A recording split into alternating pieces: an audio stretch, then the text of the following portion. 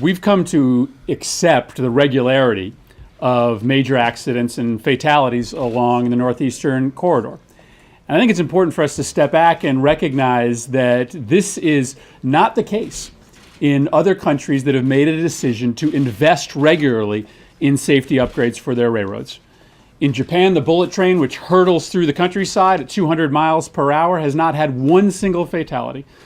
The TGV, which is France's high-speed train delivering tens of thousands of passengers across that country, has never had a fatality. Why? Because they've made the decision to invest continually on an ongoing basis in safety upgrades. We've made the opposite decision, and so it should come as no shock that we have come to expect that every couple months we are going to turn on the TV news and see another crash, another derailment, another set of fatalities on the Northeast Corridor line. But this isn't just about the Northeast Corridor. 20% of this country's GDP is housed in the Northeast Corridor.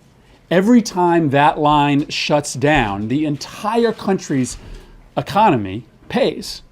Less revenue into the federal government, less production benefiting the entire country.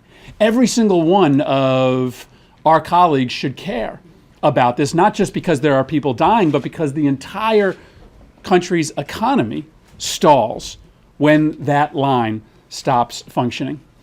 So we have an opportunity to do something about it and do something about it right now.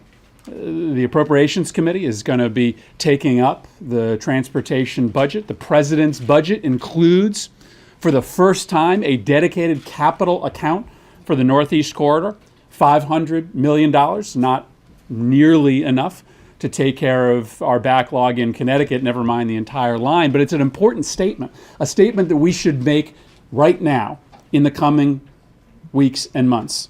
This year's appropriations bill should have a dedicated account to the Northeast Corridor. I'd propose that it be used specifically on safety upgrades.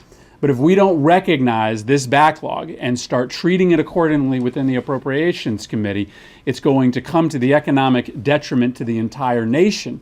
That's something that we simply can't afford. So with that, let me introduce my great friend from Massachusetts, Senator Markey.